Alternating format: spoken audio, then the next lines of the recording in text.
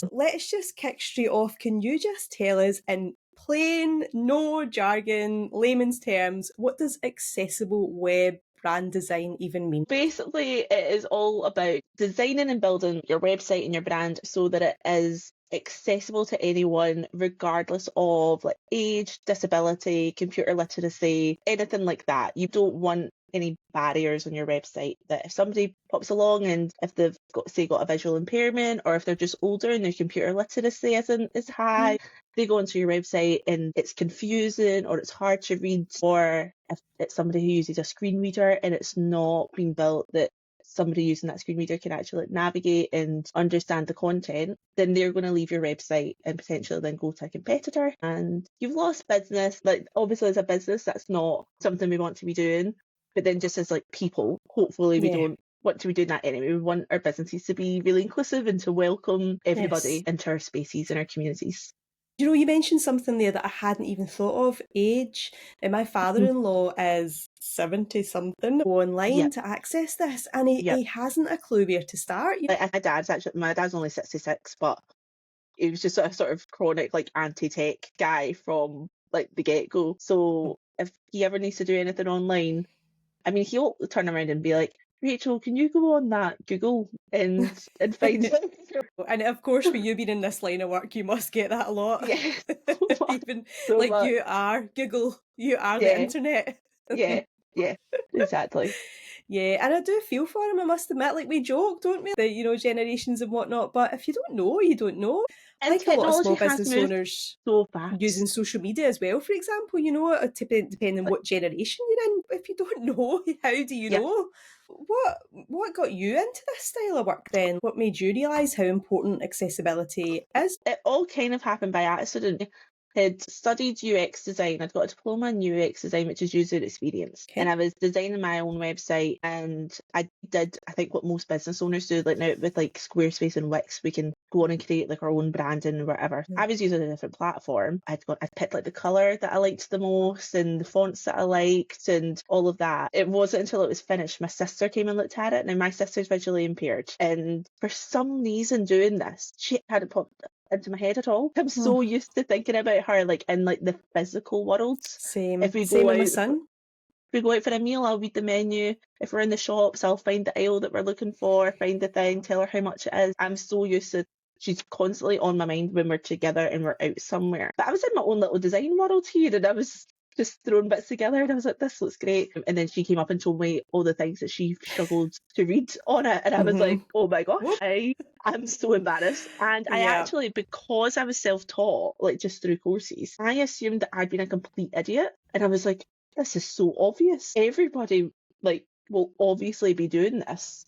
So I really need to make sure that I know all of these things, because I can't build a website for a business and it's not accessible, and then they can potentially lose sales because I've not known that part of the trade. So then really, as I started networking to kind of cover my own back, I was going, and I make sure it's all accessible. I make sure like I do all of these things. I check contrast levels and add alt tags and all of these things. And 9 out of 10 business owners would be like, oh, no one's ever mentioned that before. I don't know if our developer's done this, and then that really got me kind of seeing how it's just not something most of us know about. So it kind of quite quickly became the thing that people would sort of think of me for. Brilliant. I would imagine then that's quite unique what you offer then, because I don't think I know anyone else who's as focused on the accessibility side of web design. Yeah, I mean, it's definitely other agencies and other designers who do talk a lot about accessibility. I'm definitely not the only one, which is good, because there's a lot of businesses out there who I think, as the more we have these conversations about like diversity and inclusion, maybe within the workspace, the more we kind of say like, well, is that being seen throughout your whole brand? You know, from every contact point, is it an inclusive brand for people to come across and get in touch with you and to engage with you online? I think it's becoming more and more of a conversation. So thankfully there are a few of us, but you're right, not many. Like the majority of web designers and agencies, not that they don't do any of these checks, but I suppose it's just not like a kind of founding principle, maybe is the best way to put it. And it's maybe more of a case of here's the things that we're meant to do. I don't know, say like they really like a certain design, and if the client really likes a certain design, then it's maybe something they'll go, okay, well, we can just do this. That's the one you prefer, go with it. Whereas I think because I talk about it so much, and for the majority of like my clients, if there's a style that they like and it's not accessible, then we definitely have a conversation about that, and we'll tweak it so that it is accessible, because I'm just really not happy with like putting my name to something that is then not inclusive. Good, and that's a really, really incredible value to have. But lots of respect for that. As you said at the start, just as humans, it's something we should all be striving for. Why in the earth would we want to knowingly exclude anyone from accessing our work? So a small business owner websites, a lot of them are DIY, aren't they? Especially at the start when you're starting up and the funds are not there. Absolutely. If you're looking at these sort of websites, what are the most common barriers you see against accessibility in DIY, particularly websites? So, well, actually just across like all websites, there's a scan, kind of survey that's done every year by a company called WebAIM, and they scan like 1 million websites, and the biggest issue on all websites essentially is colour contrast, whether that's been a professionally designed and built website or a DIY. Colour contrast is always like the main thing. What does that mean exactly, Rachel, contrast? So contrast is how easy is it for somebody to read text depending on the background colour. There's a lot of like contrast checkers. So when you are creating, if you're doing a DIY brand and website, when you're creating your colour palette, think about what colour is the text going to be, what colour of backgrounds do I want. If you've got like a nice kind of brand colour, we'll use pink as an example, because pink can actually be like quite a tricky colour depending on the shade. If you've got a shade of pink and you know that you want that for like all of your buttons, and just thinking about like the use case of it, you can go onto a contrast checker and you can get the colour code and pop that in the little contrast checker, and then you can go, right here, what colour am I going to use for my text, and put the colour of the text in the other box, and that will give you essentially like a score, and it will tell you, is this a high contrast colour or not, and if it's not, then you want to change that shade of pink that you're using. So you want high contrast between the text and the background. That makes it easier to read. Yep, and there's 2 levels. So there's AA and AAA. So AA is basically like minimum sort of standard, like everything should be. AA, AAA is just a little gold star. Well done, you've made it extra high contrast by getting AAA, but if you've got AA, then that's good. You're fine. My son's got he's got multiple disabilities, but he has a visual impairment. And when we're talking about contrast, it's usually on like stairs, for example. So when he first got diagnosed and the VI visual impairment rehabilitation service came out to assess our full house and garden and the full environment, and our deck and stairs are all grey with no change whatsoever, and they were explaining how he would struggle to see the edge of the stairs, so we glue in black tape on the edge of each stairs so he can see that. So I guess that's then brings that more. So would he look at that, might be quite flat, but putting that tape on it pops it out, and that's the same with the website, then pops that text out more.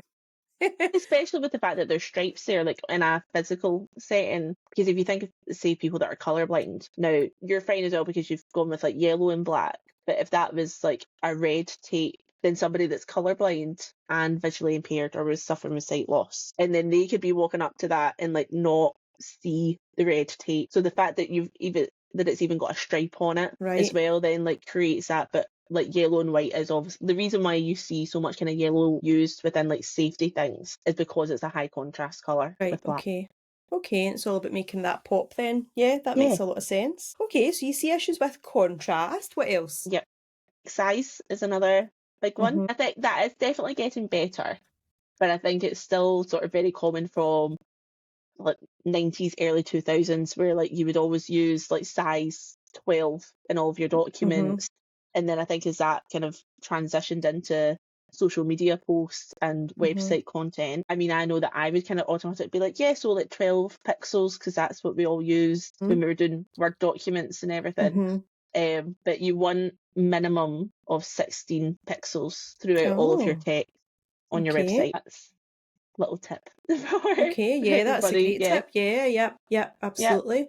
Other ones are alt tags on images. There's kind of 2 sides to this. An alt tag is a description of an image, so that if somebody is using a screen reader, then they get a description of what that image is. It's mostly important for if you've got any images that say are like a graph or like percentages or anything that's informative, any sort of images there for like information purposes, then somebody that's using a screen reader, when they get to that image, it has to tell them what the contents of that image is. Otherwise, they'll just get the screen reader saying image, or maybe the image and then the file name or something, and they're not getting the information that's in there. The other thing is, if you've got, say, a particular service-based business, if you're a hairdresser or an interior designer or an architect or something like that, if somebody who uses a screen reader is going on and they're looking for your service, and then they're going through the website and all it's saying is image, image, image, image, image, then they have no idea what that is. And it probably just means that they end up maybe asking somebody, do you know somewhere that I can go or somebody I can phone? Because I literally can't do any research on this because there's no descriptions on the images, which is just a shame. It's just a shame, basically, because there's so many people who will have like visual impairments and who do use screen readers. And the sight is one of those things as well that anyone can become blind or visually impaired through like age, strokes, diabetes, anything like that. So you might have been like a really independent person, and then suddenly you're kind of not, and you're going like, I'm going to find a hairdresser that I want to go to, or I'm going to find a builder that I want to work with. And if you're going on and you're just getting that barrier of not being able to understand the visuals, that could just be like, and we not a all great know, experience. I have full use of my vision, and I know how frustrating it is if I go on a website and I can't find what I'm looking for. I can't imagine not being able to see it properly and relying on that and just hearing image, image, image. I would be so annoyed. I know. And it's just something that I think so many of us don't think about. No. Because when you do have full sight, you just take it for granted, which is understandable. It's not something that's in your radar. It's just trying to make sure that those barriers aren't there for somebody, because as businesses, we want to create like a really good user experience for anyone that comes across our business. Yeah. And of course, it's like anything that's not great in the user experience, they will likely tell someone else about it. Yeah, we don't want and the that. opposite as well within a lot of disabled communities. So like my sister has albinism, and there are albinism specific groups where people will connect with each other and create friendships and recommend services and all of that. If they come across a service that was really inclusive and really easy to use and really easy to book, they'll go tell people that they know, because I was just on this website and it was so easy to go That's on. what we want. If you need something, if you need this service, go and use this, because it was such an easy website. And that's what we want people to be saying. Absolutely. Now, you've probably got more common mistakes or things that you see, barriers you see, but could we just jump into actually what a screen reader is? Yeah, a screen reader is if somebody who's blind will use a screen reader software. JAWS is the main one that I know. Essentially, it's a software that reads out content within your computer. So if you go to the start button, it'll tell you you're on the start button. It'll read everything out. Everything that we read on a computer screen, it will read that out to the person as they navigate their computer, the internet, social media, like everything. Fantastic tool to have though, isn't it? Yeah. And is it purely people who are completely blind who would use that? Yeah, as far as I'm aware, I've never met anybody who, I think you would almost have to have you would need to have severe vision loss. And they are softwares that have a pretty kind of steep learning curve to them. So I've actually started working with a guy called Daniel who is blind. So now all of my websites that I'm building, Daniel's going to test them out for me, like using his screen reader, because I can't do it because it's too much time to try and learn this whole system as well. And he's there, he knows how to do it, he's very proficient. He's gone through school and university and he's career using one, so absolutely happy to pay him to test things out for me. I can think I'm doing absolutely everything right, but until somebody is actually running it through and physically testing it, it'll make sure everything's perfect. No, that's a great thing. Great to have someone there who's happy to offer that service for you. It's fantastic, because then you're getting firsthand exactly what that user experience is like, aren't you? Exactly. And I think, for online scanners and testers are great, and they will bring up a lot but I think it is just different. Somebody navigating it themselves, they'll notice little blips. Yeah, excited to be working with him. So you've mentioned there colour contrast and text size and alt tags, and then we talked about screen readers. Any other common accessibility issues you see? Other common ones on forms. This is really popular and it absolutely came from kind of simple minimalist sort of design trends, but it's so common to see contact forms where the field name is inside the text box instead of there being like a label above the text box. And basically when that happens, that text that we're seeing inside is actually just like hint text for us. It's not supposed to be used for labeling the input field. So your first name, last name, email address, etc. And so that's important for screen reader users, because it will tell them contact form, input field, first name, and it will actually read that out to them, whereas if there isn't that label, it won't read out. So this is just really common. If you have, say, a click here to download this form or click here to go to this page, we're really used to seeing the word here as what the hyperlink is. But if somebody is kind of navigating your site so there's some people, if they have like a motor disability and they're not using a mouse or the keypad, they will actually use the tab button on a keyboard to navigate pages on the website. And if you're using the tab key, then that jumps you to all of the links on a page. So it will take you to the link, but that link will just be the word here. It won't be click here to go to this page or click here to download this form. And that's when we're jumping people to a link, we want it to be super specific and really clear where here is taking them to. Not just And I'm listening to this and I know fine well I've got things like that on my website. Everyone does. So that's like not to feel bad about it, because we don't know what we don't know. And like I said, I didn't know any of this until Hannah came up with that's really hard to read, and so is that, and so is that, and I was like, oh my god. I never want people to feel bad about it, but it's the more you know, and like once you then know these things, then you can start to tweak them and fix them. And actually that's they're all what we're pretty here simple for. Fixes.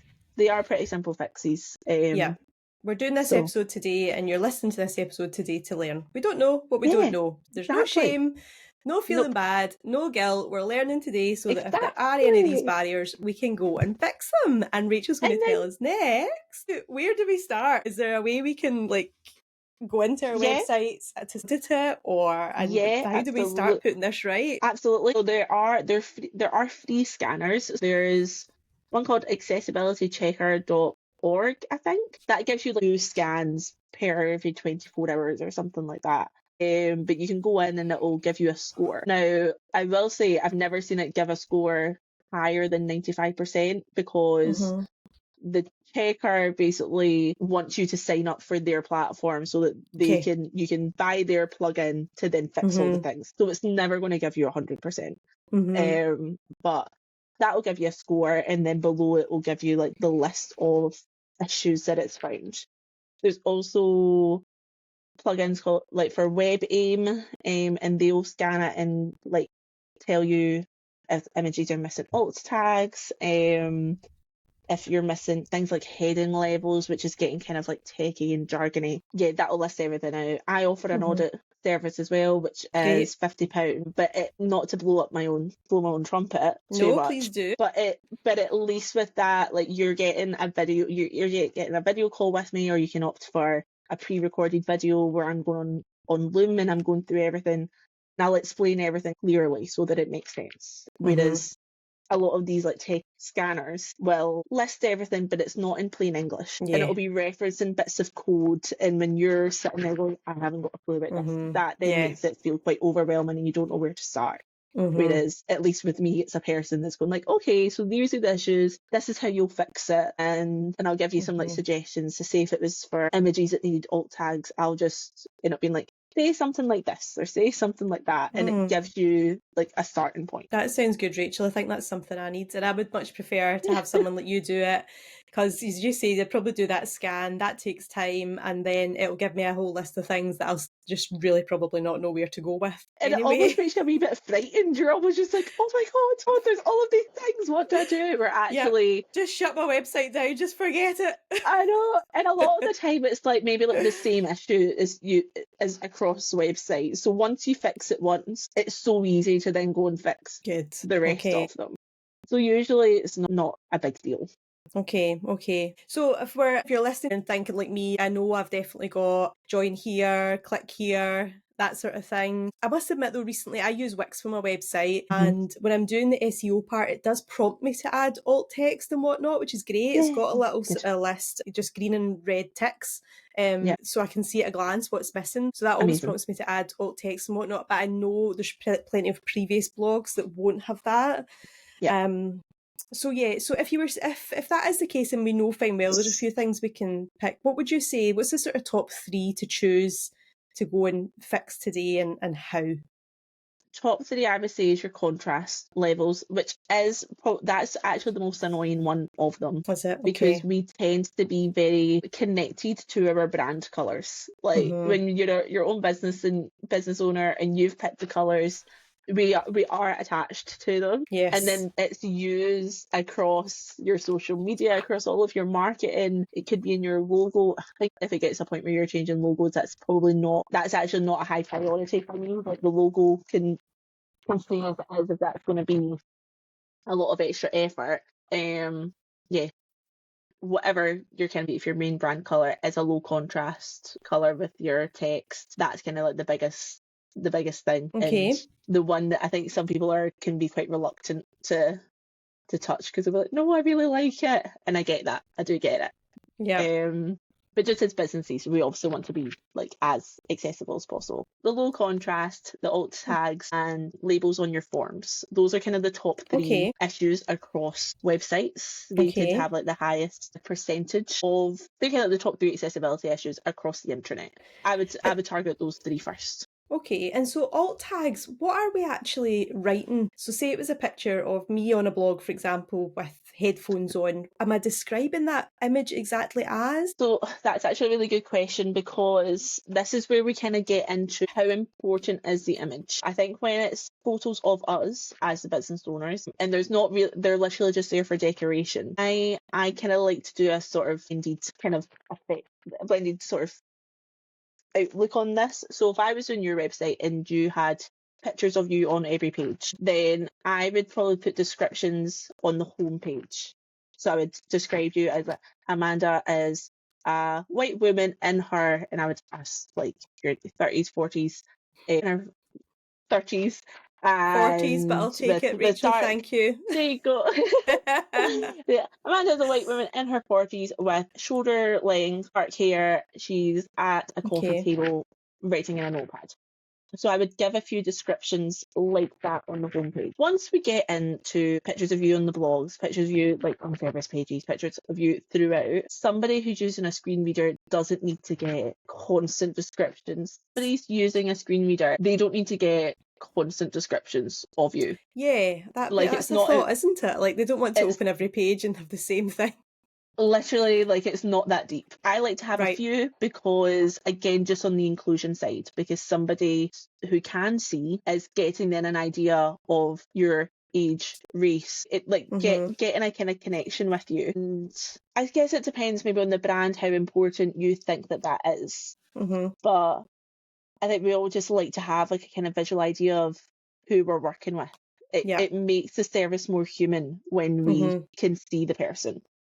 So if it is somebody who uses a screen reader, they can't see the person. So let's give them like a little description, so they've got just a basic idea, but they don't need that description over and over and over again. It's not that important. So yeah, that's I'm glad you asked that. Yeah, because I think that sometimes I'm repeating it, and I'm thinking, God, how would this sound if someone's listening to this? It'd be quite interesting actually to use a screen reader once, to try it for myself, to actually see what that experience is like. I mean, you can use all of our computers have got screen readers like built into them, so you can go into like your settings in the accessibility tab and you can activate a screen reader. and go through and you can listen to it. So that's absolutely, That would be it's interesting, actually. an interesting thing to do at times. Yeah. Just don't go and burn your website down, right? It's fixable. No, Okay. don't Absolutely. panic. Yeah. And you mentioned as well about if it's actually like an information graphic. So, for example, at the bottom of my sort of blog show notes for the podcast, I've just started putting in an author bio, which is a graphic. Yeah, so okay. should I take that complete description into the alt text then if it's like an information graphic? Yeah. Yeah. So, but just say like guest bio, Rachel is a da da da da da. Like just don't make it too complicated. Just a quick little description of what the thing is, and then the information that's in there. Okay, so if it's an image of a person, we want to describe it so that we're given that full user experience as they would do if they were seeing the image. They want to know age, race, a description of how the person looks and what they're doing. Yeah. And then if it's a graph or an information or whatever, you're just literally making sure they can get that same information as they could if they were looking at it. Yeah. Yeah. And a big thing that's often used to just so that people get kind of common examples is we'll often use images of testimonials, like screenshots of like messages that we get through. Yeah. So just putting in testimonial from Claire and then what Claire has said to us. Yeah, put in a description of that. That's something that's so common. And we obviously, you don't want people to go on and not be able to listen to that amazing feedback that a business has had. You don't want them to be hearing image and getting frustrated. Oh my but gosh, actually that's the section where they should be going, oh cool, this business is like really great and has delivered brilliant results. So yeah, that's a really common one. Yeah, and it's just about trying to put yourself in their shoes, isn't it? If this was being read out to me, what would I want to know? Like, what's important to know? Yeah. Exactly. And so something we've not mentioned I'm curious about is fonts. Now, I, as I say, have full vision aside from reading glasses, and some fonts, especially on like Instagram or whatever, I just can't read them. Or I can't be bothered trying to read them because they're too swirly. Script fonts? Script fonts are the ones. Yeah. Script fonts are actually one of the ones that I had used that my sister was like, that's so hard to read, and I was like, oh, okay.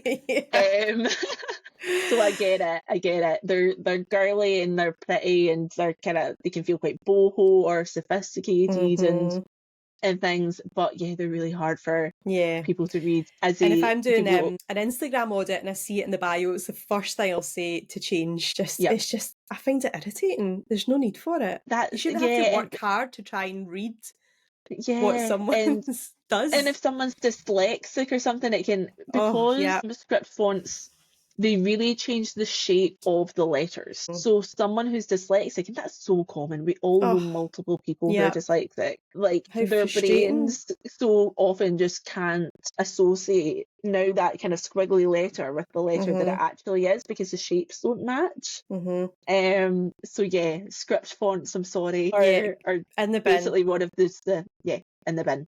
We want letters that are straight up and down. Yeah. We want sans fonts or sans serif. Those are the two that you want. Yeah. And what about layout of text on our website as well? Should it be left aligned, straight, left aligned, so we can just read left to right? Yeah. Left aligned, because centered text obviously is very common as well. And if somebody, personally, if somebody really says to me, oh, I really want this text to be centered, I will only do that right at your hero section, right at the top of a website, because you've generally only got maybe like 2 lines of text. The reason why this is important is because left aligned text, the user, the reader, knows exactly where the next sentence is essentially starting. When you've got a long section of center aligned text, every new line is starting in a different position, and then that can make it hard for people to essentially like follow and find the next line. And then that gets frustrating, and if they've got any distractions that are happening in their day, then they're out. Left aligned and that's text. Just like anything. I always say the number one rule of business is make it easy for your customer to buy. And I guess that's what this ties into as well. Make it easy for them to find out about you, and which ultimately we want that to lead to a purchase. That's that's the dream here. That's the goal. Exactly. That's what we want. Don't make it difficult for anybody. And I think so often I completely count myself in this, like as a business owner, we get so attached to our websites and to our branding, and Yeah. we want it to be a reflection of us. And I mean, I'm going through a rebrand just now, and there have been multiple times where I've said to myself, like, this isn't about you. This literally isn't Yeah. about you. I know Hey, it's you your need to think your website. ideal It's client all the actually, time. it's literally got nothing to do with you. It's Yeah. about your customers. Like you said, you want it to be as easy as for them as possible. And we do Yeah. need to take ourselves out of it. And sometimes that involves a little, you have to pause and maybe give yourself a little reality check and go like, is Yes. this important, or is my almost like my ego or like creativity kind of like getting in the way Yeah. of things? Because Absolutely. and remember that we're not the important person almost in this. Yeah. And that comes with all aspects of our branding, doesn't it? And marketing, the colours and whatnot, where I've made the mistakes way back at the start. I spoke about that in my last podcast episode. I just chose colours I liked and fonts I liked. There was that was the limit of the thought process. But that's it. And it's not about you. It's not. It's And about don't get who me wrong, you think is most likely to buy from you. Your ideal client, and like isn't obviously we want to like our branding. Like that is, I do think that's important because we want to show up with you want to be confidence. proud of it. You want to be proud of it. You want to be excited to put things together. You don't want to be creating content and creating other marketing materials and being like, oh my God, I just hate this. This looks awful. Like, absolutely, that's not what we want. You do want to like your colours.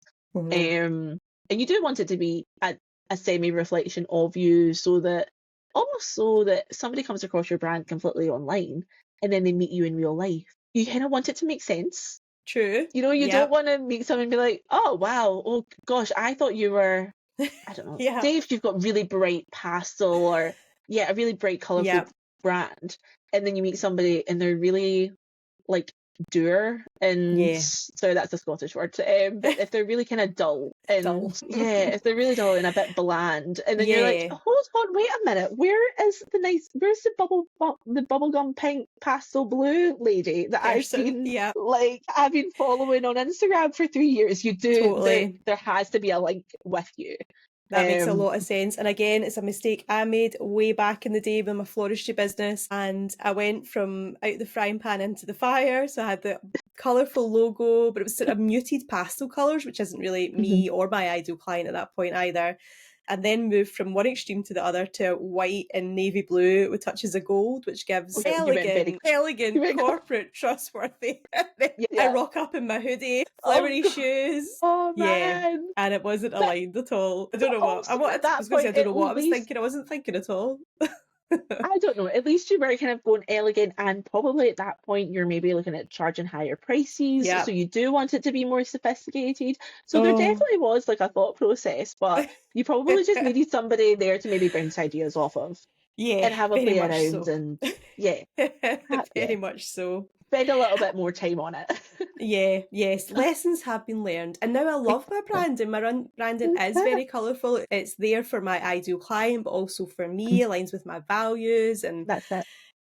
Everything I'm on a mission to do and whatnot, and I feel confident showing it. It doesn't feel like it's not me at all. It doesn't feel embarrassing. It feels like an extension of me. However, it also meets my ideal client. So exactly, and that's so important. Kind of looking at your ideal client, seeing what colours that they like.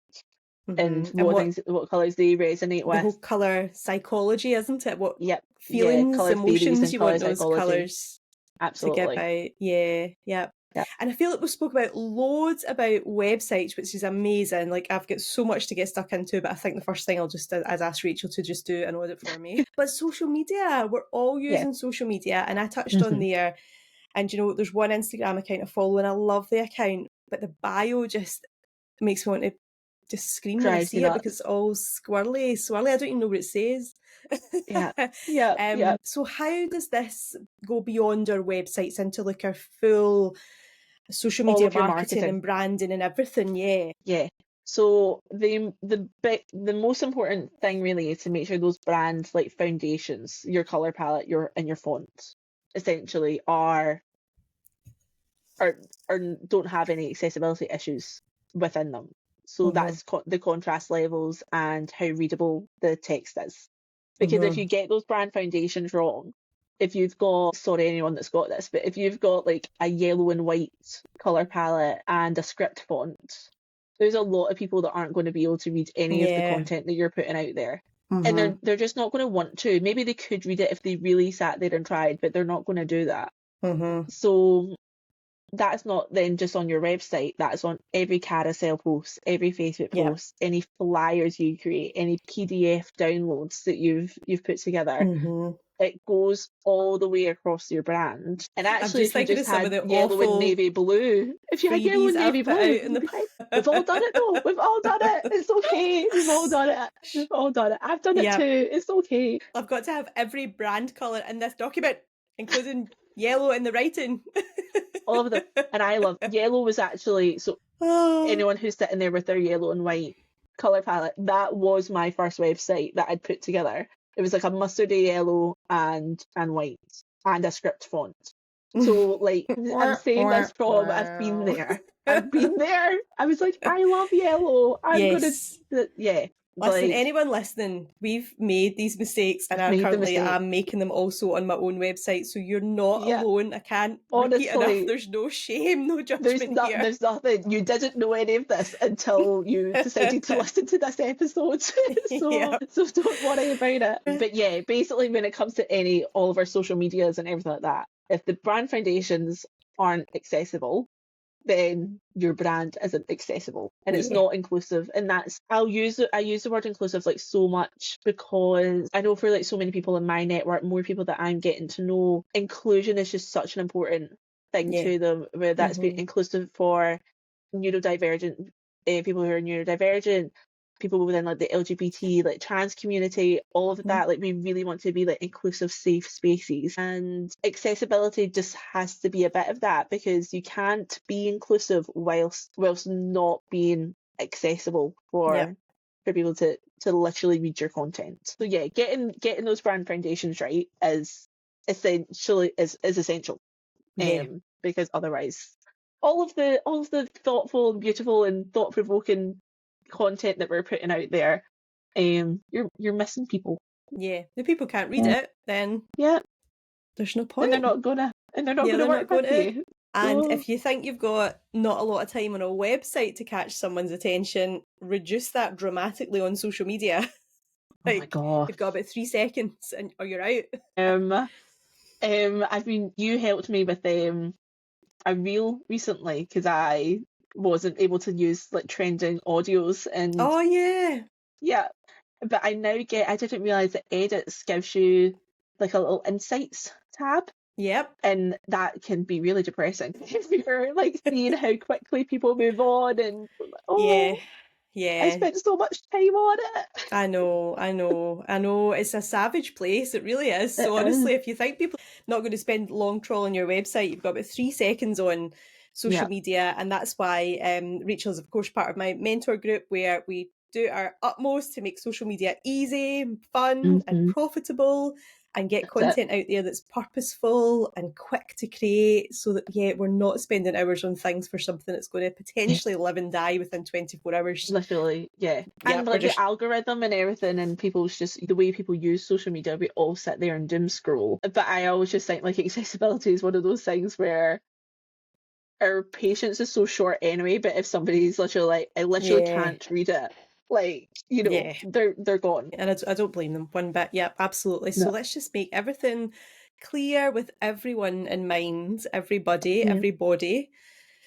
Absolutely. Now, we have covered a ton of information there. Like, I've absolutely absorbed every bit of that. I've got an A4 bit of paper here that's covered both sides. Oh my gosh! Just like the forever student. I'm like this all the time. Honestly, that's my way of learning. I just write everything down and it seems to soak in. The pen-brain connection is very strong for me. Same. But if anyone's listening and thinking, right, okay, where do I start? Because I know that I have some of these issues on my website. Where do I start right now? Okay, so free options are accessibility scanners, and they will give you a list. So if you want a free option, I can actually give you a list of them, and then they could probably go in the show notes. Yes. Let's do that. Let's do that. Like I said before, I do accessibility audits, so you can book one of those and we can either jump on a call together, or I can do a pre-recorded video for you, or if you're somebody who really likes information kind of written down, then I can do like a PDF report for you, Mm-hmm. I'll force myself to do it because I'm so much more of a talker. Like I love to chat. So, Yeah. but yeah, The I can do idea a of a PDF report. pre-recorded Loom video sounds awesome. Then that'll just be you like clicking through and showing us Yeah, what's going on. it just means that you don't need to take, like, nobody has to sort of block time out of their calendar to go on a Yes. call. If you would rather just get the Loom recording and you can watch that Mm-hmm. after the kids have gone to bed or like whenever, Mm-hmm. then yeah, that's a really nice kind of easy option for Okay. people. And I'm going to presume that your website will be a good example of accessibility. So where can we find that, Rachel? Yeah, well, it'll be the Inclusive Design Company by the time this is out. Excellent, because So of course you're... the Inclusive Design Company just seemed like Love such a, that. it is what it says on the tin type thing. Mm-hmm. So yeah, that's now registered, and there will be probably not a completely finished website by the time this comes out, but eventually it will get to a probably more fun. I really need to. I've been saying I was going to be doing this for months and I've not launched it yet, so I'm kind of giving myself like a little kick this week to be like, Mm-hmm. get something there, but it will be accessible, so go there, have a look. Yeah. And what's see. So it is the Inclusive Design Company. I'll pop the link in the show notes, guys. It'll be in the show notes. I'll have it by then. You can just scroll down and you'll see it in the show notes there. And what about social media? What's your fave social media hub that we can come and find you on, get some chat? So at the moment, I have been very active on Instagram and I've been enjoying Instagram, and I am on LinkedIn as well. And yeah, so those are basically the two main places. That was just an incredible learning experience, Rachel. Thank you so much. Exactly.